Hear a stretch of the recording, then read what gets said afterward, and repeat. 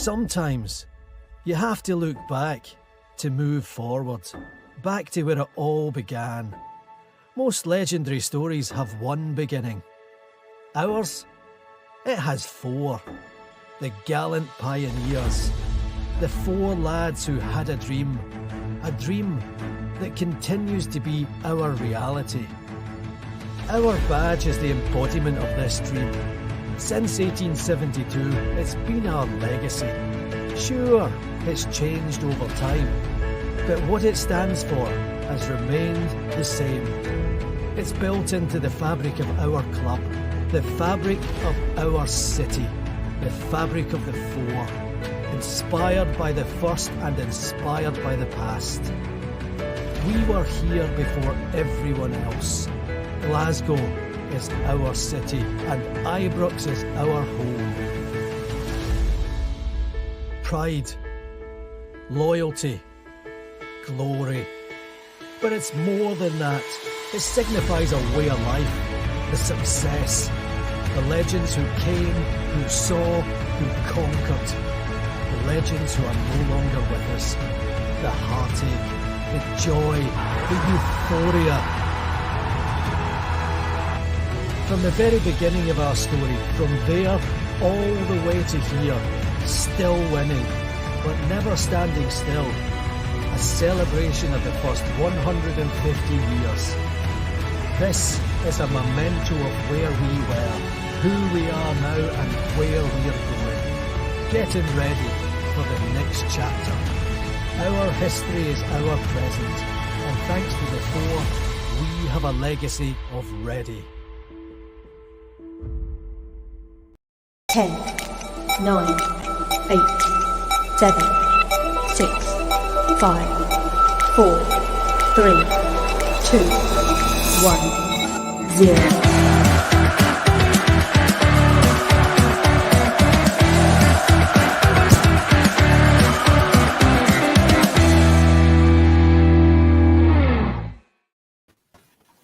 Okay, folks, good evening, good afternoon, good morning, wherever you are in the world.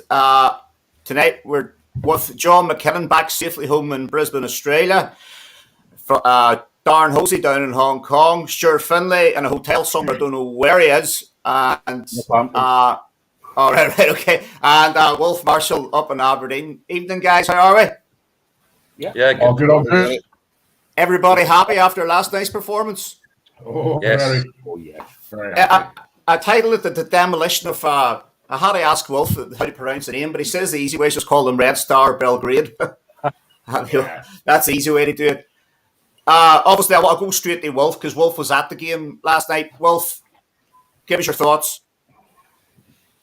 A fourth goal would have been quite nice. We could have been buying cigars on the way across here next week, but yeah, it's quite a strange one, Gary, because we beat them 3-0. The game could quite easily have been 6 or 7-3.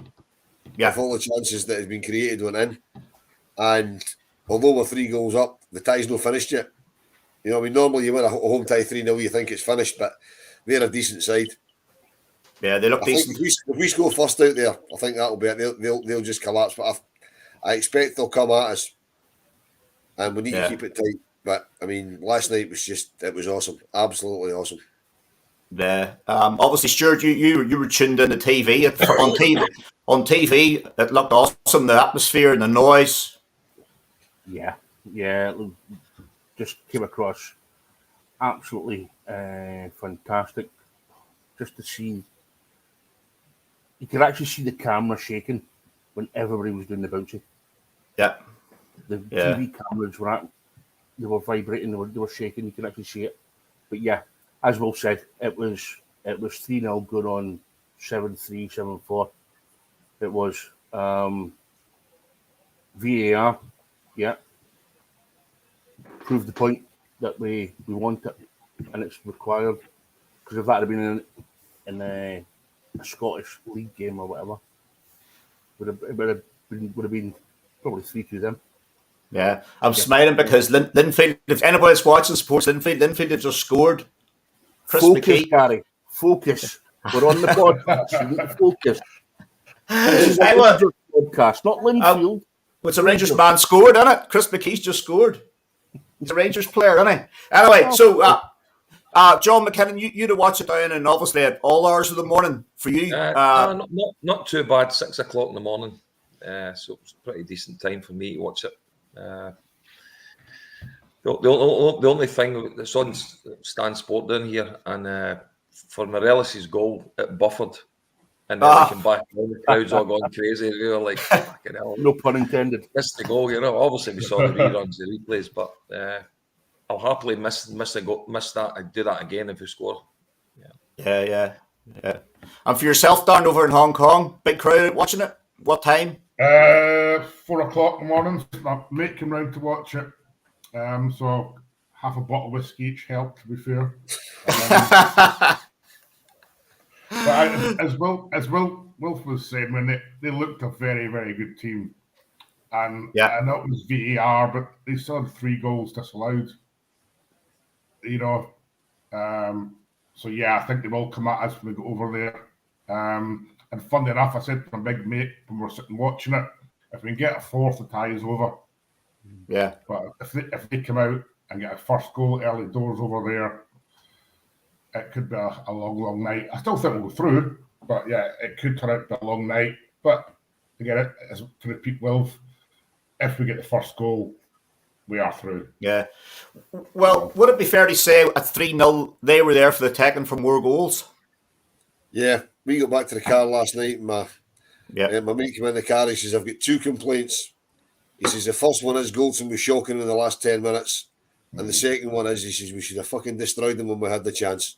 He says, it was 3, we should have scored more, we took the foot off. And he's right. We should have, they were in the ascendancy. They only really had me worried going into stoppage time in the end of the first half. We could have done without that 5 minutes of stoppage time, because they were pummeling us a bit then. In the last 10 minutes of the game, apart from that, they didn't really worry us too much. Yeah. In the last 10 minutes, we should have been on top. We didn't try and turn the screw. It looked as if we were quite content. For me, when he brought on James Sands, that was the manager saying, "Look, we'll just take 3-0. Thanks very much." But we should have kept going and tried to get a 4th and possibly a 5th. But I mean, at the end of the day, we would have taken 3-0 off them straight before kick-off. Oh, you better believe it.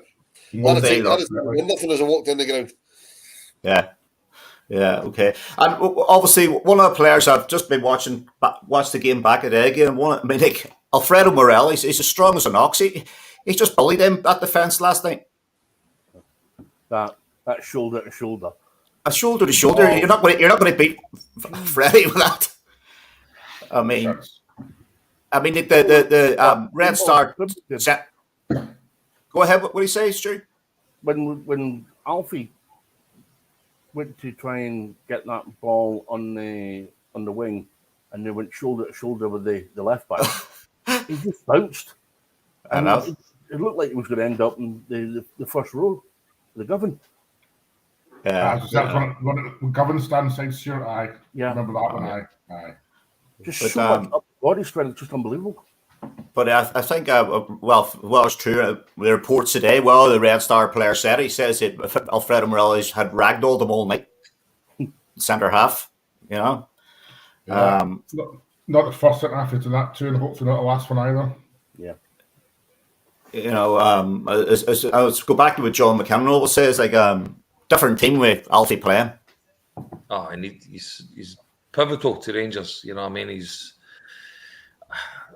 I don't know if he's ever going to leave, but if and when he does, it's going to be a massive void to fill in that team. Well, John, apparently he's just joined his local library, so I don't know if that means he's here for the long haul or not. Okay. I'll give you a few shout out. Big audience today. So shout out to Paul Beekhouse. I think he's friends with you, Stu, isn't he? Good parliamentary Corbett.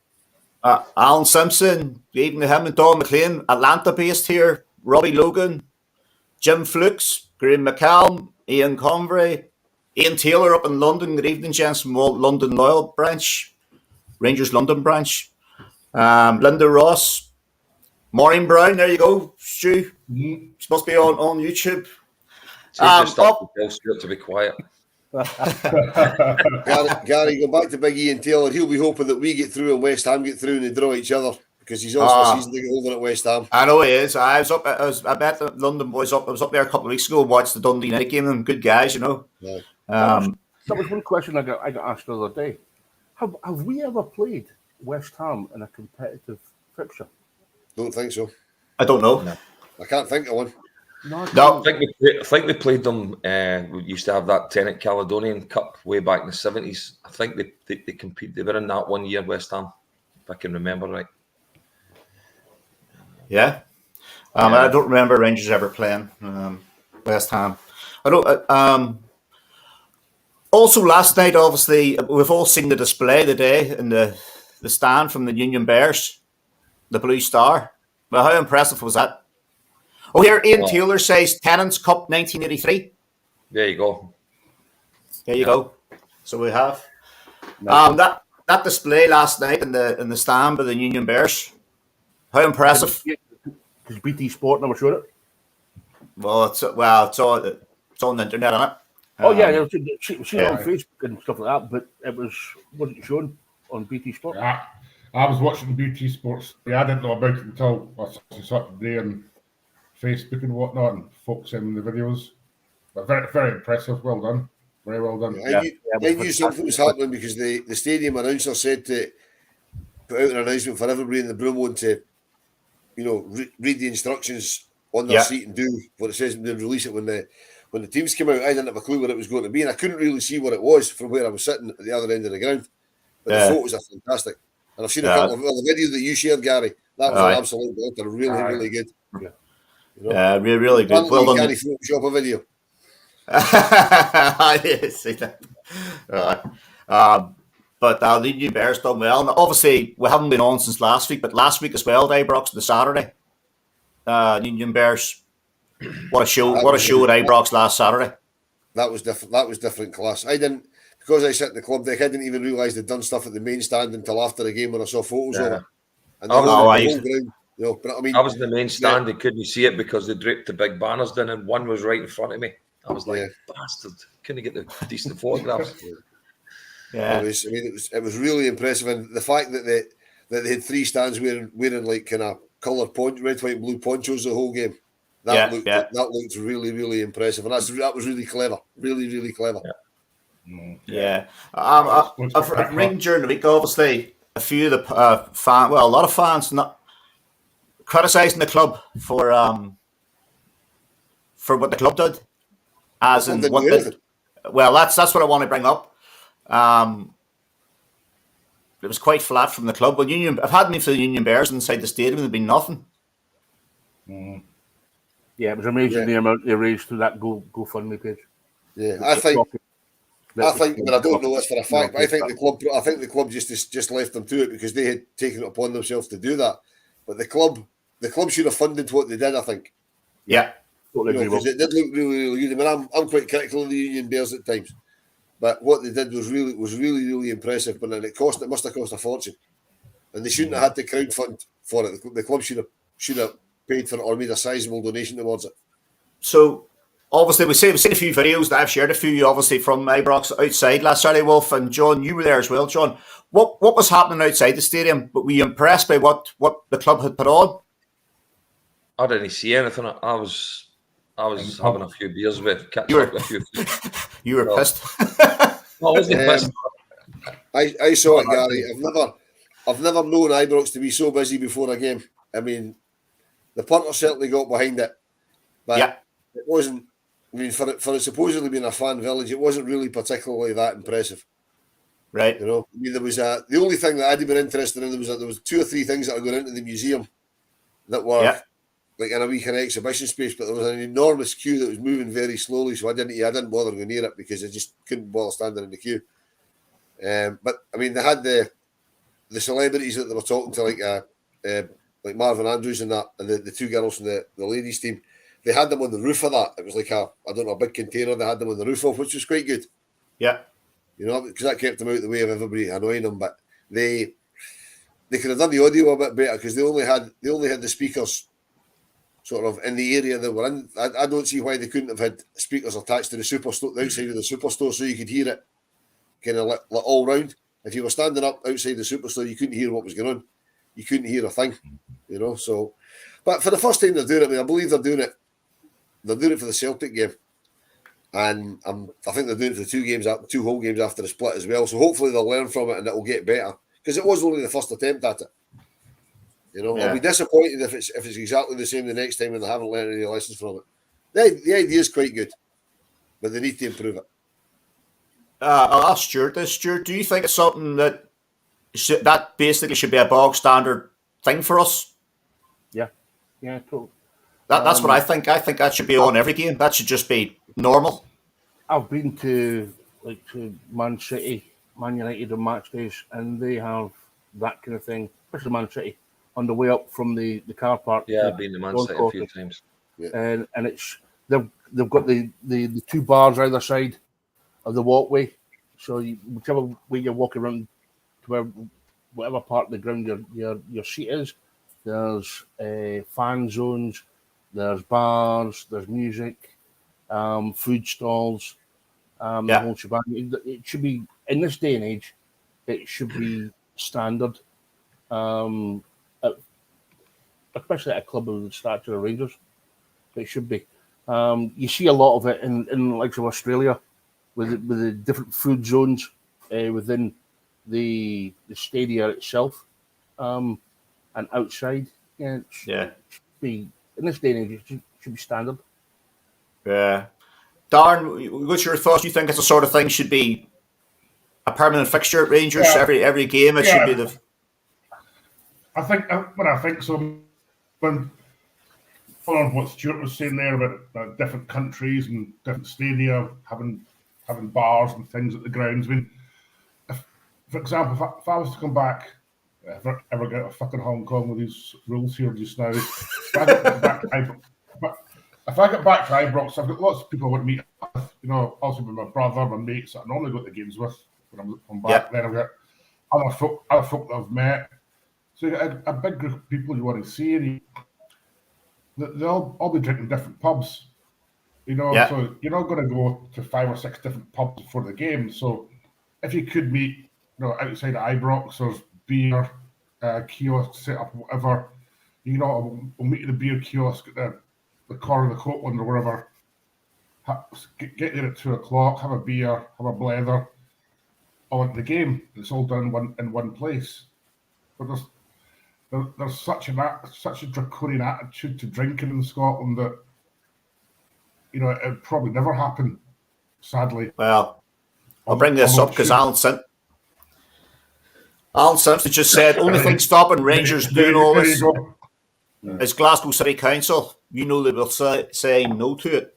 Yep. Obviously, we wouldn't be allowed pop-up bars and stuff like that. But why not though? You can go to a concert at Hampden, or I've been twice to Etihad to watch bands there. You know, and you'll get a pint there. Not at Ibrox, because they just have the thoughts of this. You know, it's football fans drinking. That'll be carnage. But how many people get totally pissed before a game at Ibrox? Not many. Fair enough, on the bus trip at the Pretoria, we've all done it, fucking off the bus hammered. You know, but not at Ibrox. Yeah, but Darren, the problem is, as you say, that the drink laws in Scotland are so draconian. You'll get folk that go to the Loud and they'll go down the park bar, or go down Paisley Road to the pubs, and they'll stay there till 2:45. And they'll absolutely, the last 20 minutes, they'll absolutely hammer the drink because they know that's all they're getting till 5 o'clock. But if you could get a drink at the stadium, right, they wouldn't do that. You know, I mean, I get why the alcohol ban was brought in 1980. The world's changed a lot in 40 odd years. You know, the world's changed dramatically. Scotland's changed dramatically. I don't see why they can't let clubs sell drink. It's another revenue stream. They're all screaming out for revenue. I'm not saying have the bars outside. It would be great if they could, but obviously at the moment it's illegal to drink in the street, apart from in Edinburgh. But even in Edinburgh, they brought in bylaws on match days that you can't drink in the street. You know, to stop us doing it. You know, it's as if football fans are second-class citizens. Well, they need to update the laws. I'll put this up here, and it's Jim Flukes. I know Jim. He says, I speak daily to a Rangers fan. that's in the disabled section of the stadium. A big fan, and he says the same. As said as yourselves, a fair bit. Obviously, he must feel too in the disabled section that I don't know. Well, that was access the banners, wasn't that was the banners, wasn't it? They had upgraded the banners last night about the way disabled section. But you go back to you say about the drinking and all. You know, I was at Stamford Bridge, went to watch Chelsea at one time, and obviously Chelsea have it down to a T. You know, bars, restaurants, all, and once you go in there, that's it. It's all there. So you can go in there and have a pint and watch the early kickoffs, watch the games in the bars. I think you find that most English Premiership clubs will be the same, and quite a lot of the Championship clubs. I've been in a few of them when we do European tours from Brisbane for boys football, and as Stuart said, Man City is the prime example. You walk up and there's bars outside. They've actually got ex-players as well doing interviews outside the ground for the fans' entertainment before they go in. So it's something that really needs to be looked at in Scottish football. Well, I'll be honest. Sorry, Wolf. The first time I experienced it was at the Newcastle tournament back in the 90s. Having a bar on the concourse. It was brilliant. Yeah. Oh, I get it. Yeah. But Gary, a mate of mine was at the Tottenham game last week in the Tottenham Hotspur Stadium. Yeah. And he put a post on Facebook saying you can have a pub crawl in here. There's that many bars in the Tottenham Hotspur Stadium. You can actually do a pub crawl in it. Is that right? Yeah. Inside the stadium. I'll tell you about a story about drinking inside the grounds at away European games. It's not about me drinking. It's not me drinking in Copenhagen. It was. So Guy and I met up in Copenhagen for the game, the one where Avalanche scored to get us into the Champions League. So we had a couple of pints before the game. Went to the grounds. That's just before I went. Had a few more pints. He said, Jesus, this lager's quite strong. Non-alcoholic. I was rockers before I went into the ground. But you know, down in England, as you say about the drinking and all. I mean, I've been down obviously St Mary's, Southampton there, and you can get a beer at half time. You get a beer before. They've got also a wee lounge down there now. If you're part of your season ticket, you can go in there and get proper grown-ups with glasses. You know, it's not plastic glasses. You can have a proper pint of San Miguel in there. You know what I mean? But obviously, outside Ibrox, I think that's something that needs to be looked at.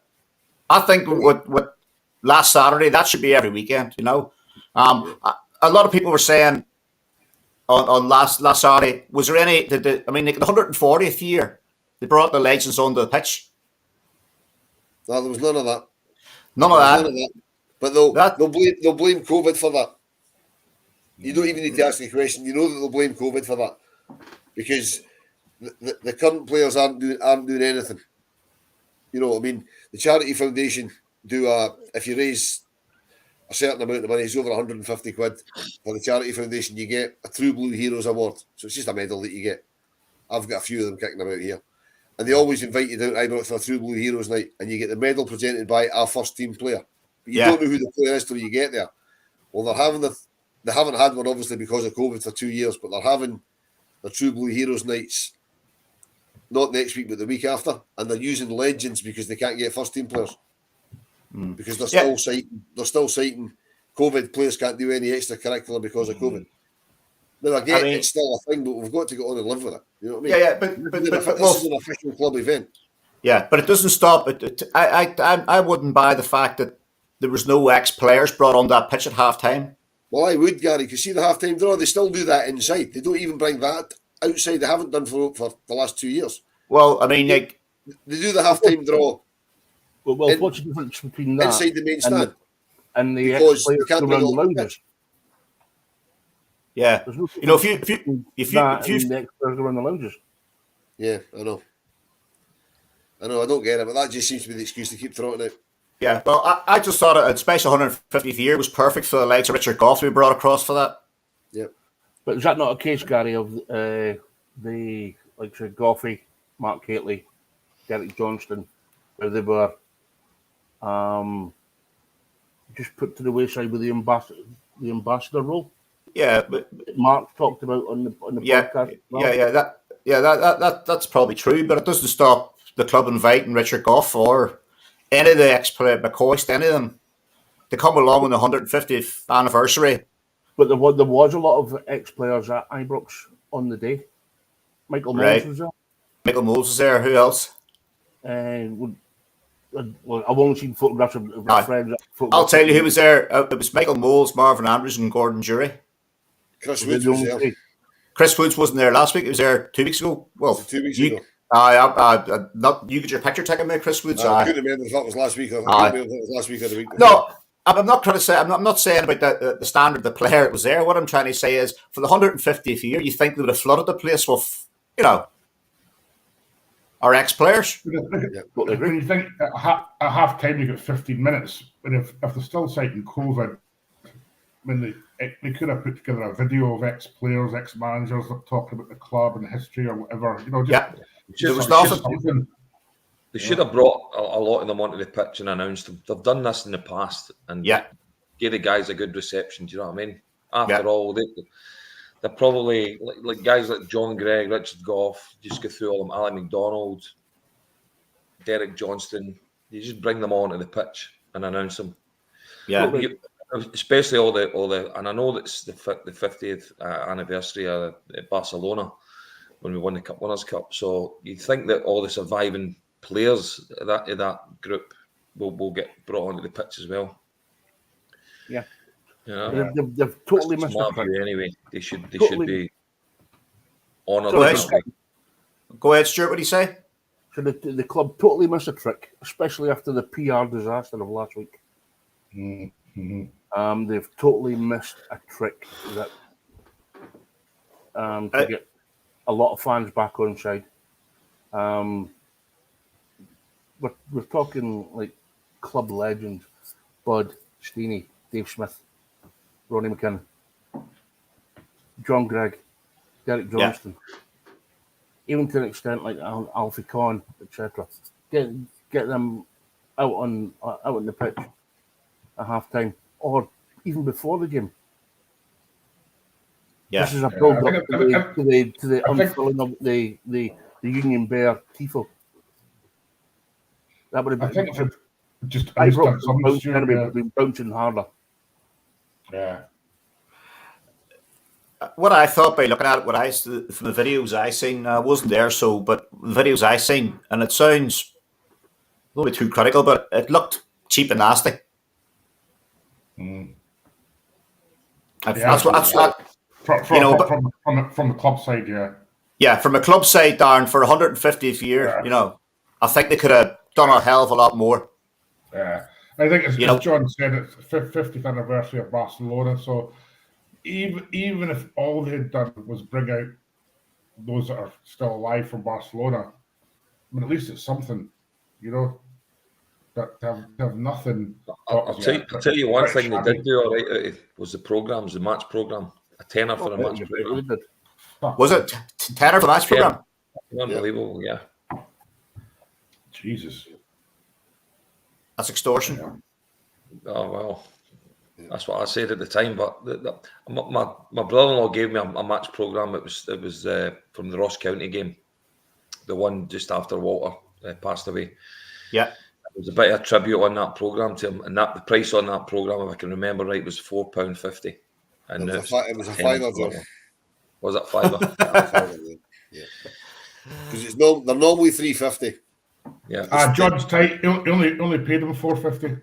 The special ones like that one's because of Walter's passing are a fiver, and that one on last Saturday, the 150th anniversary one, a tenner. I mean, there's not much more in it. It's just printed on bigger paper. Yeah, exactly. Yeah. So obviously we're staying on this because Mr. Tommy Boy says, "Remember, Rangers want their fan zone, and the council vetoed it." Yep. Yeah. So, I mean, but that still doesn't stop.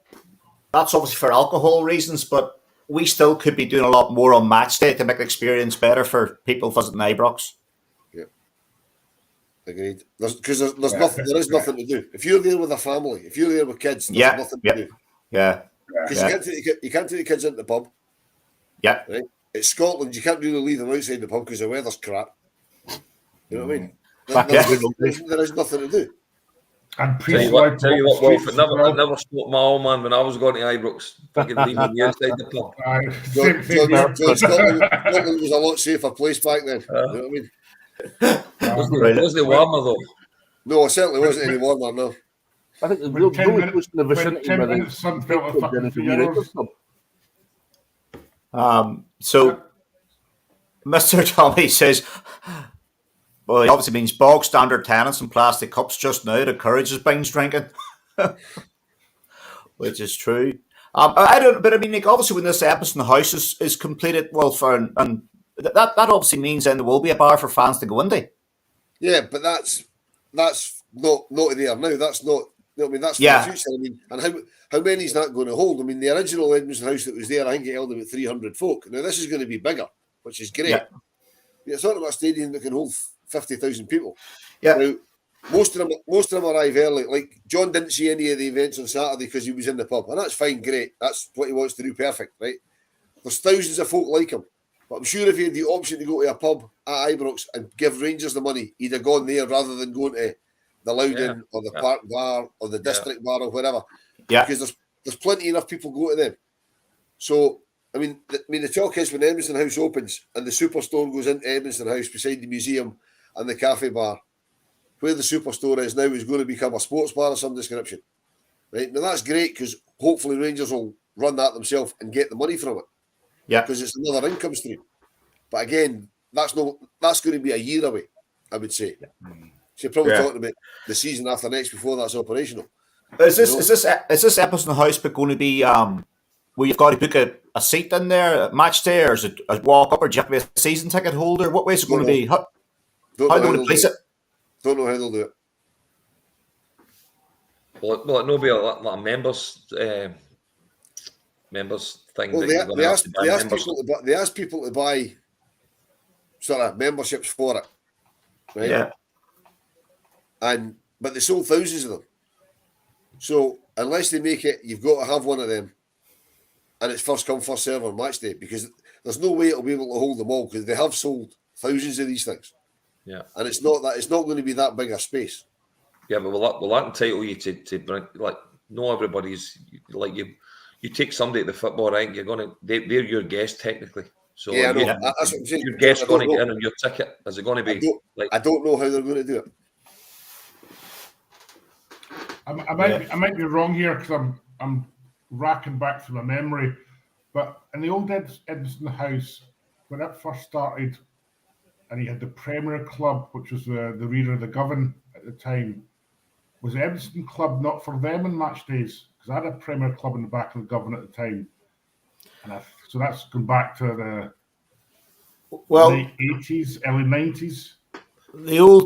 When you see the old Edmonton House you're on about, Darren, I remember when we were coming across the buses for match days. Obviously, our bus would have got to Ibrox for 10:30, 11 sometimes. We always would have booked in. We booked a table and went into the Edmonton House for the simple reason is you could get in there, you get a seat, and you could get a drink instead of queuing. So you had to book it, but you still got in. Because we used to go, but I think it was probably a bit more lax than it would be again, I would think, but I'm pretty sure off the top of my head. I mean, I'll have to be corrected, but when I also let buses in, like come from Northern Ireland, whatever, but I think you had to have a Premier Club in theory, to get in. But I could be wrong, It's a long time ago now. Had a few whiskeys during my lifetime. See, I'll go back to the next time I went up to Stamford Bridge and I was sending around the pubs and the restaurants. If you go into a restaurant around the match day in Stamford Bridge, it's a Grindy hospitality. Because your match day program's on your table. Once you book a seat and sit down to eat, your program's given to you. It's like it's a hospitality experience. But I don't know what's that, Stu? That's shit, Ibrox. When you go to hospitality, aye. Yes, but I'm on about outside the stadium. What are you? Aye. the village, Chelsea Village. So when you sit down at the restaurants to eat, the program's put in front of you. I've got absolutely no doubt when New Edmonton House opens, they'll do all that, but they'll charge you handsomely for the privilege. Yeah. Yeah. So what I'm saying, Stuart, is, but if you wanted to go for a day and take somebody there and sit down and have a proper meal and a bottle of wine, and you can't get into Stamford Bridge, you can sit down in the restaurants. It's just the same experience. That's fantastic. That's what they do. Fantastic. Right. So obviously, Alan Simpson says, "Well, let's see what they do for the Legends game. Hopefully, before and half time, full time, they put on a big show. What are we going to see at the Legends game? Anybody going? Yes. Oh, absolutely. Yeah. Stuart? No, I'm not going. Because of work commitments, can't go. Right. Okay. So, what do you think then for that? Do you think we'll see a different? I hope so. I hope it's not just here's the players. Yeah. There's the game. Right. See you later on. You know what I mean, hopefully they've got something. Yeah. I mean, I'm hoping they make a whole big day of it and they put something on before it. Yeah. You know, whether it's a B team game or a ladies game, or it's a great chance to put something on at 12 o'clock. Get folk in the ground early, but they need to have stuff for people to do. Yeah. You know, they need to have, whether it's pop-up kiosks in the concourses as well as the food bars that are there. They have to have something, but they probably won't. They'll half-arse it probably. You know, they'll introduce the legends one at a time as they come on. Then they'll just start the game, and that'll be it. That'll probably be as much as you get. I wish we could go back to the old night days, Wilf, where we had the home team against the away team. What, when the away team won 6-1? Aye. Right. Remember it well. But that was a fantastic day. That was. It was a really good day. It was. Right. Well, I'm going to put a comment up here now, and if they can come back on and answer, and it's obviously aimed at all of us. Do you have anything good to say about Rangers? Always. But we're just absolutely always. I hate being hypercritical. I hate criticising Rangers, but when it comes to stuff involving fans, they're not very good at it. No, they're not. They're just not. The match day experience before you get in the ground just isn't great. And it's not particularly Rangers' fault because they're so limited to what they can do because of the laws in Scotland. Yeah. You know, you can't drink in the streets, so they can't have pop-up bars. Mm-hmm. They weren't allowed a fan zone, although they said they would take over the pitch across the road that nobody plays on. I mean, the reason they said they couldn't use the pitch across the road for a fan zone was it stopped people that used it playing on it. Nobody plays on it on a Saturday because the surface is terrible. It makes Livingston's look like the Bernabeu.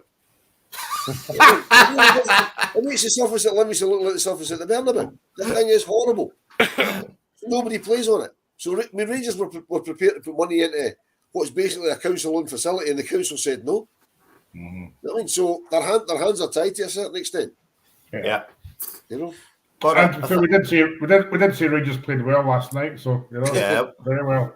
Yeah, we said Rangers played well. We're very, and we do praise Rangers at times, but as Wolf says, and everybody agrees, they're just not very good at the fan thing. Rangers. You don't sugarcoat shite. Let's be honest. You know. Yeah. This is a good thing about our podcast.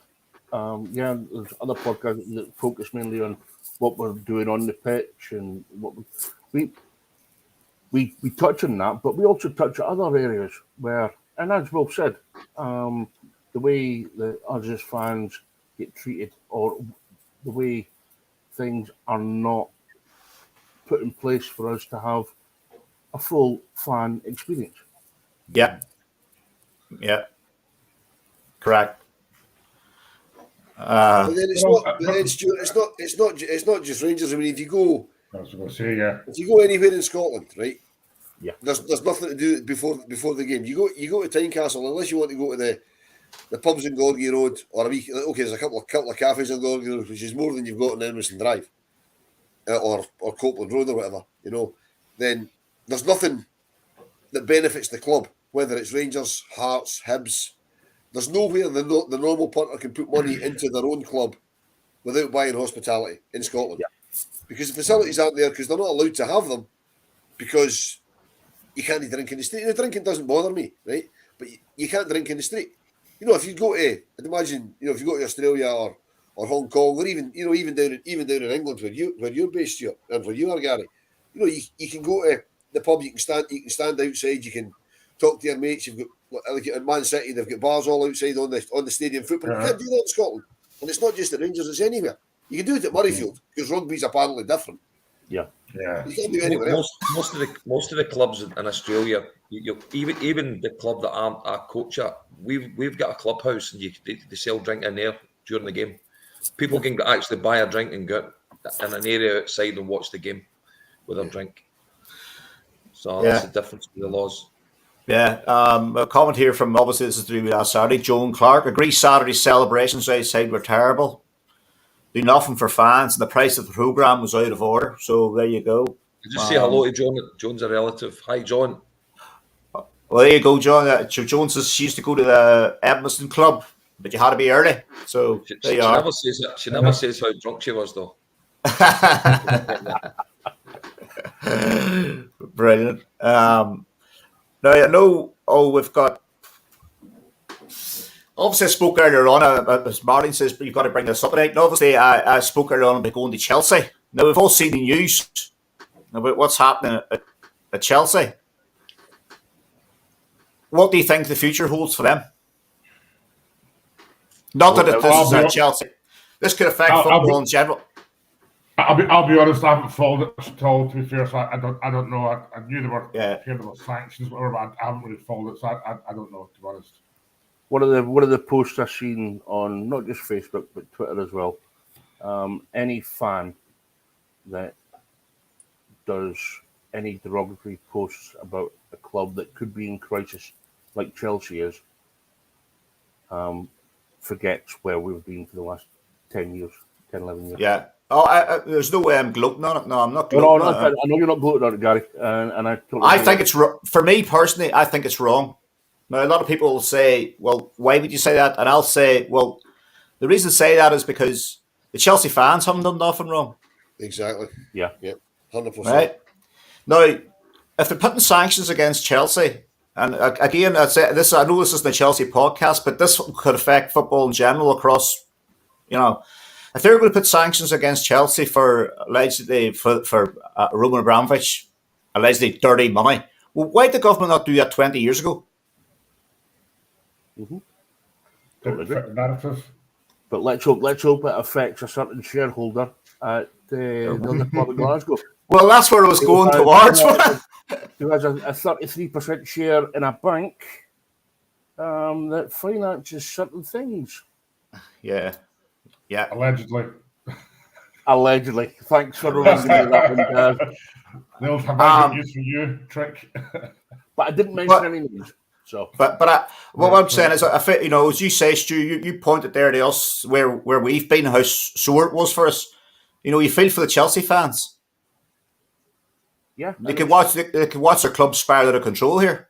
And it's not for the first time because they got hit with that UEFA finance thing 3 years ago when Lampard took over, and there was a signing embargo on it as well. So, all the big clubs have been one of them, Stuart. Sorry, all the big clubs have had a transfer embargo put on them. I feel for any club that goes into a situation like that, especially the fans, because at the end of the day, it's us as football fans. It's us that suffer. Yeah. Sorry, guys. What has happened to that? I haven't followed that at all, so I don't really know anything about it. So what's been the decision or what's happened? All Chelsea's funding has been frozen, and it's because of the link to Roman Abramovich. And they're not allowed to sell any more shirts. They're not allowed to sell any players. They're not allowed to buy any players. There are severe restrictions on how much the club can spend on away travel. Now, bearing in mind they've got a Champions League game next week, and the maximum they can spend is £20,000. Jesus. They're also not allowed to sell match tickets. If you've got a season ticket, then you're sorted. Season ticket holders. But if you're a casual fan who goes on a game-by-game basis, you can't buy a ticket. Yeah. You can't put Does that affect the away support as well? So they can't buy.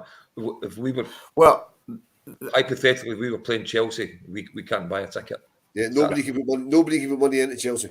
You can't go to Stamford Bridge. No. Yeah. Unless you're a season ticket holder. It's crazy. And obviously, their main shirt sponsor, 3, they've asked to be removed from the shirt.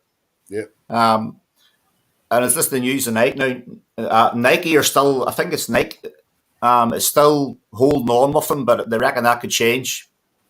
Yeah. So, I saw the bit about the Nike deal, right? It's worth 580 million quid to Chelsea. So, how a club can lose that money and not be seriously affected? Beggars belief, you know. Yeah, because I think their wage bill alone, I think their shortfall is £6 million a month, and Abramovich always just stomps it up. So if he's not allowed to stomp that up, come the end of the month, and going to pay the players. And then they'll get hit with points deductions and all that kind of thing. Yeah, I mean, Stuart King's saying here, obviously, the government will let Chelsea sale go through. They will have buyers. I seen this in the news earlier on, and somebody was saying that would be allowed to happen. But the problem Chelsea have is it's now a buyer's market because Abramovich will not get what he wants for it. Well, Abramovich didn't want anything. Well, he put the price tag out there for $3 billion. Yeah, he did. But he wasn't going to benefit from any of that. He was going to write off all the loans that he from what I can gather from the media that I've picked up on. Yeah, he was going to waive any loans that he'd actually given to Chelsea, and basically anything that was left over was going to go into the foundation. Yeah, and obviously Alan Simpson says what I'm saying. This is not Chelsea's fault, and just like Rangers years ago, they're getting punished. I mean, I feel sorry for the Chelsea fans. And I just fear there could have a knock-on effect all over football, you know. And then, well, I don't fear what could happen to East End of Glasgow because I think they're in the mix now as well. Who cares? So I'll be interested to see what happens there. Anyway. But it'd be nice to see the same media interest in it. Well, that's exactly. But we know that doesn't happen. Exactly, yeah. Okay, lads, so obviously we're on till Sunday, and we've got Dundee. What time's kick-off on Sunday? 4 o'clock. 4 o'clock, away at Dundee. Now, can't we find the same form we found last night against Dundee? No. No. 1-0 victory will do. Take the games off towards a League and Cup double. Yeah, I mean, obviously we know why we say why can't we play the same? Well, as Dundee will camp in, they won't come out and try and play the way that team did last night. I'm just hoping for a Charlie Adam own goal. Any goal, Stuart, to be honest. I'll take 1-0 wins for the next, what is it? 8, 9, 10, 11 games, is it? We might get a better performance on Sunday because if we score, they have to come out because it's a cup tie. They can't just sit in and say, well, we'll try and nick something. Aye. You know what I mean? But the way we play in games against teams that pack a defence, we probably won't score about 10 minutes from the end. Yeah, well, like last weekend. So. Yeah. It'll be interesting to see what team he puts out because he's going to have to rest some of those players because they're running on empty. Yeah, he's got to, yeah. Well, am I right in saying, I think Gio said today, is it Lundstrom's picked up a knock? Yeah, exactly. According to the press conference today, Lundstrom's doubtful. Aribo's doubtful. I wouldn't play Aribo anyway because he's been knackered the last 3 games. I didn't expect him to start against Aberdeen because he's been out on his feet. So the best thing he can do is give him a rest. Yeah, before next week, midweek. Will we see Ramsey at the weekend? Doubt it. Yeah, I think he'll play. We'll get injured getting off the bus. He'll pull a hamstring. Don't think he'll start, but I think he will feature. Yeah. This is my prediction. Ramsey won't play 90 minutes for Rangers this season or ever. He won't play 90 minutes. No, that's my prediction. He'll play for Wales though. Well. I don't think he'll play a full game for Rangers. I think he will. Happily prove wrong, but I just think that there's what do you say? Are you saying that Gio doesn't fancy him as a player? I don't think he's fit enough to play 90 minutes. No, there's only 8 league games left. 2 or 3 cup games. So you get 11 games left this season, including obviously Europe above that. I don't think he's going to play in Europe 90 minutes. Hopefully another 5 in Europe. Well, 6 in Europe, by the way. But I don't see him playing a full 90 minutes for Rangers. Yeah. No. So what will change? Might start games and come off. Might come on as a sub, but I can't see him playing 90 minutes.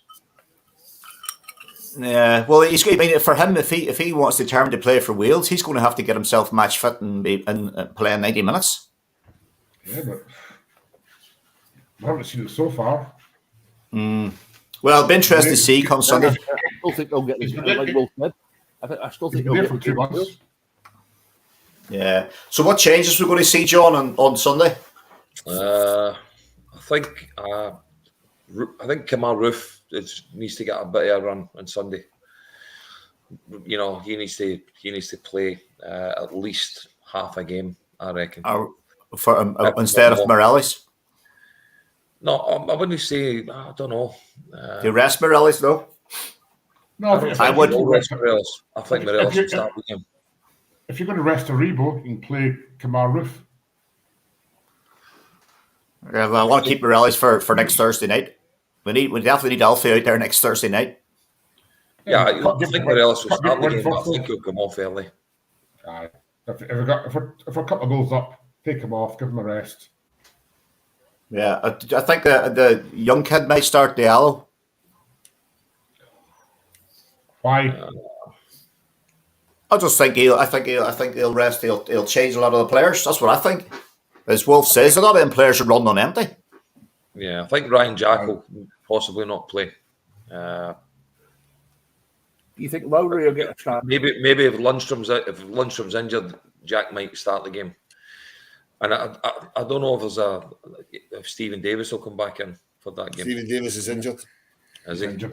He said that at the press conference. I wouldn't play. I wouldn't play him.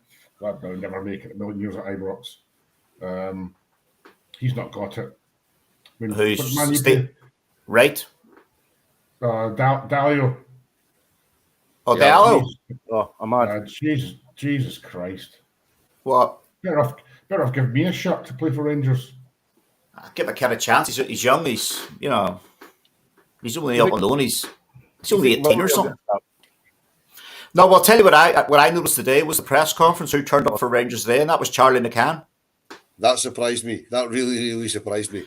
Now maybe I'm wrong, but I'm not thinking. Is Charlie McCann going to start? No. Oh, it looks like it now. I really can't see him starting. I mean, remember a couple of weeks ago, he wheeled out Liam Balogun in a press conference and put him on the bench. So it doesn't necessarily mean he's going to start, but I do expect him to feature. Yeah, and obviously Charlie McCann has switched allegiance to Northern Ireland now. Good lad. He has moved his allegiance to play for Northern Ireland instead of the Republic of Ireland. So Charlie's went up in estimation. I think if Lundstrom's injured, I think Stuart mentioned would Lowry start, and that'd be a good shout. I don't know. I'd rather see him play for people who've got on loan, to be honest. Yeah. Okay, so predictions Sunday. We'll go. I'll put it on the spot. I'll just go to John McKinnon first. 2-0. 2-0. He said week, right? And anybody else watching, give us your predictions. We see because there'll be some crazy things come out here. Darren Jose. 3-1. Rangers.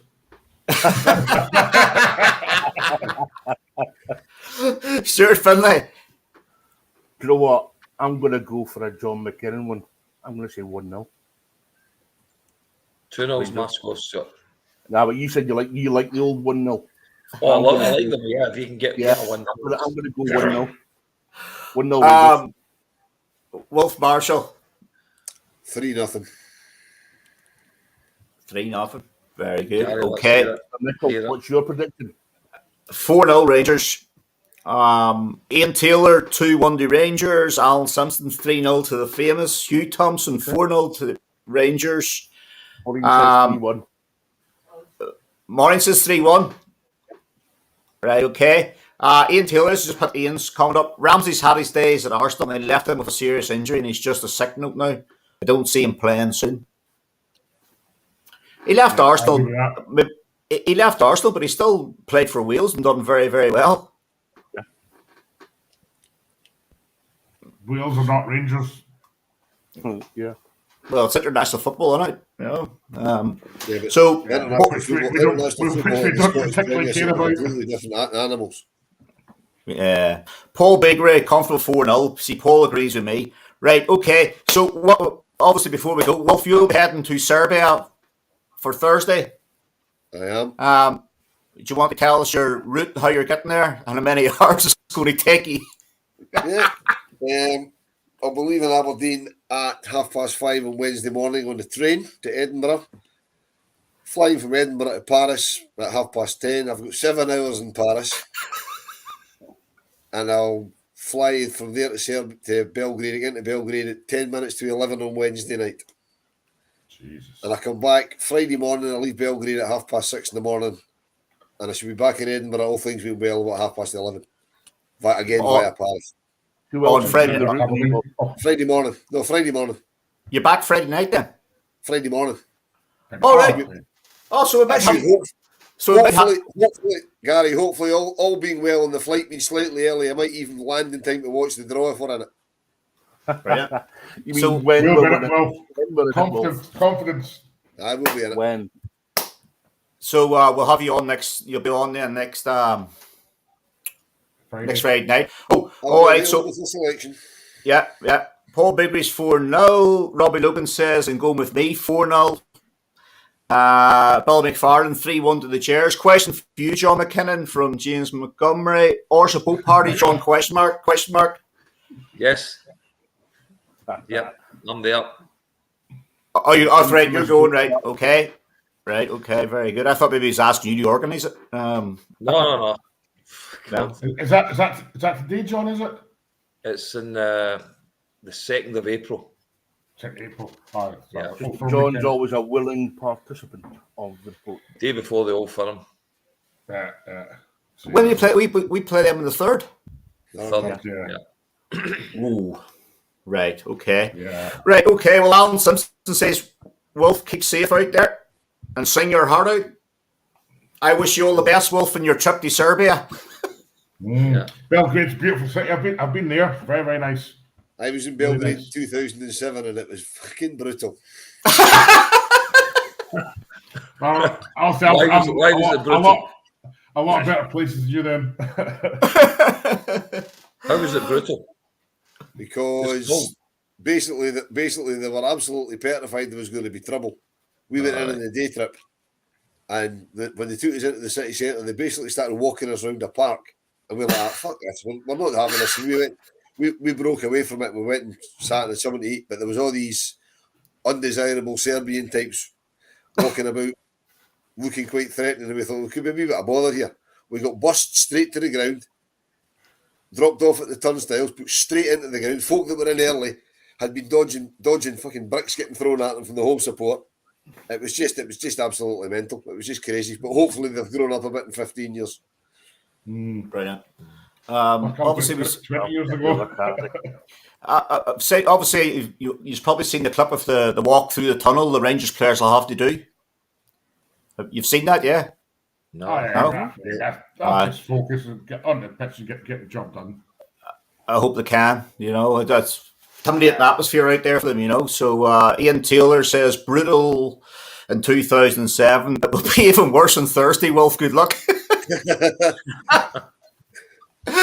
Thanks, Ian, for your comment. Wolf not sleep. You can run a lot quicker now. He's not going to sleep mate.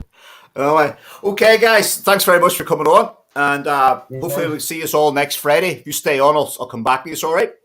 Right. All right, guys. Thanks. Later on. Bye.